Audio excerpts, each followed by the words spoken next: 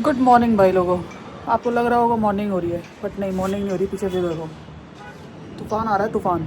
ये शाम हो रही है, शाम के 4 बज रहे हैं, लेकिन ऐसा लग रहा है ब्लैकआउट हो गया हो, पूरा अंधेरा। देखो मैं दिखाती हूँ, रुको। ये देखो, आवाज़ सुनो हवा की।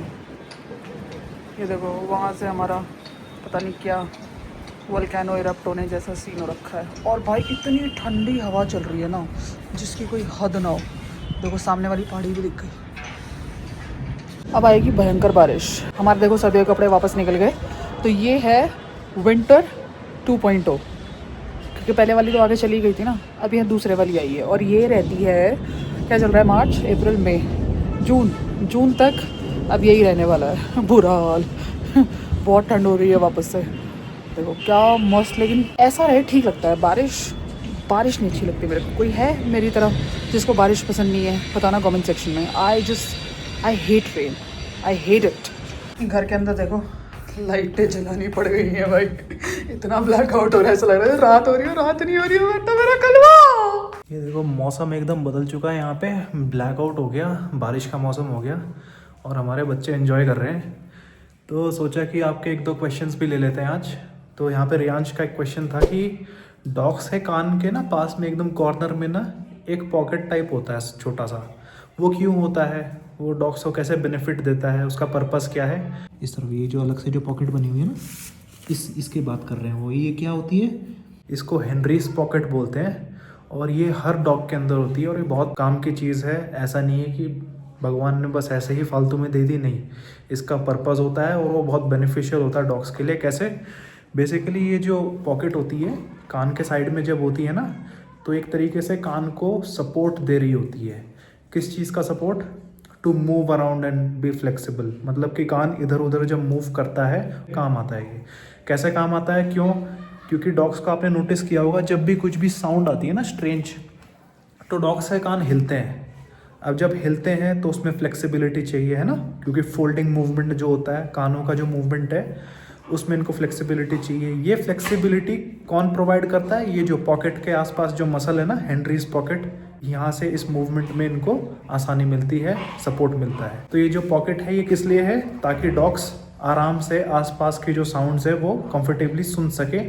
और आपने नोटिस किया होगा जो डॉग्स अपने कान जो मूव करते हैं वो भी इस पॉकेट की वजह से कर पाते हैं। कई सारे आपने डॉग्स देखे होंगे जो फ्लॉपी ईयर्स वाले होते हैं, जिनके कान झुके होते हैं। जैसे हमारे पास दोनों के दोनों जो बच्चे हैं उनके तो कान इरेक्ट हैं, है ना, खड़े कान वाले हैं। लेकिन कुछ कुछ जो डॉग ब्रीड्स होते हैं, जैसे लैब्राडोर्स हो गए, है ना, गोल्डन रिट्रीवर्स हो गए, या फिर रॉटवाइलर्स हो गए, है ना, डॉबरमेन्स हो गए, इनके कान यूजुअली फ्लॉपी होते हैं ना। तो जो फ्लॉपी होते हैं ना, तो कई बार इनको डिस्कम्फर्ट भी होता है। ये जो पॉकेट होती है ना, इसकी वजह से क्या होता है, वेट थोड़ा सा डिस्ट्रीब्यूट हो जाता है, तो कई बार उस केस में भी उनको हेल्प मिलती है इससे। तो ये बहुत कमाल की चीज़ है और ये बहुत नॉर्मल है, नेचुरल एनाटॉमी है डॉग की। तो इसमें कुछ भी परेशान होने की ज़रूरत नहीं है। ये देखो दोनों के दोनों बच्चे यहाँ पे बैठे हैं।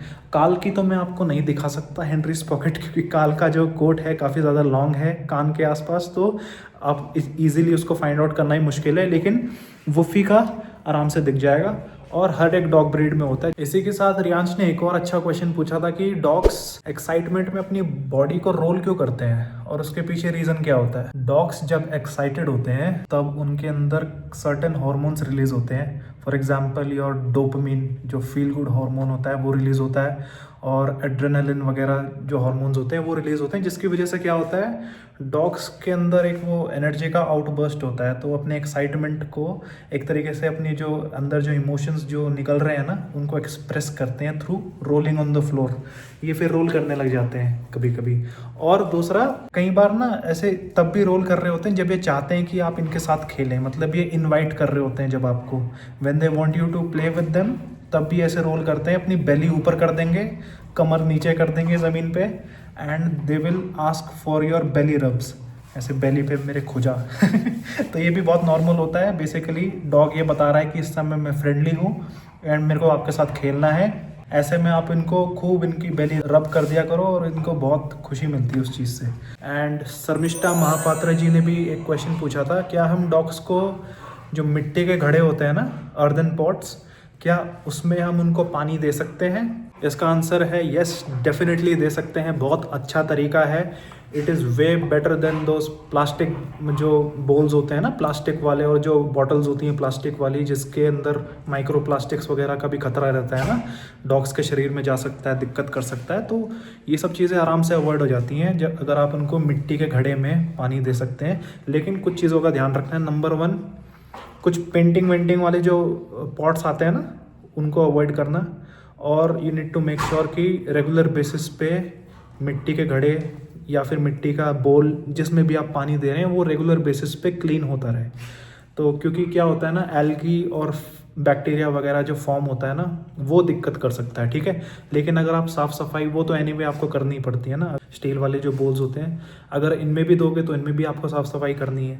तो एज़ लॉन्ग एज आप पानी को रेगुलर बेसिस पे रिप्लेस कर रहे हैं तो कोई दिक्कत नहीं है, आप डेफिनेटली दे सकते हैं और बहुत अच्छा तरीका है। एक और चीज़ होती है वो पानी को ठंडा भी रखता है, क्योंकि मिट्टी का घड़ा है ना, डॉग्स को कई बार ना नॉर्मल पानी से ज़्यादा अच्छा लगता है ठंडा पानी, तो वो पीना भी पसंद करते हैं। सो आप डेफिनेटली दे सकते हैं डॉग्स को। शर्मिष्ठा जी का एक और क्वेश्चन था, डॉग्स को लिवर टॉनिक कब तक दे सकते हैं, मतलब क्या कोई एज लिमिट है जब उनको लिवर टॉनिक दे सकते हैं और उसके बाद नहीं दे सकते। वेल ऐसा कुछ नहीं है, ये बेसिकली डिपेंड करता है डॉग की नीड पे, एंड कोई एज रिलेटेड कोई फैक्टर नहीं होता इसमें। आप किसी भी एज में डॉग्स को लिवर टॉनिक दे सकते हैं अगर उनको रिक्वायरमेंट है, और आपको ये समझना पड़ेगा कि डॉग्स को रिक्वायरमेंट कब पड़ती है उसकी।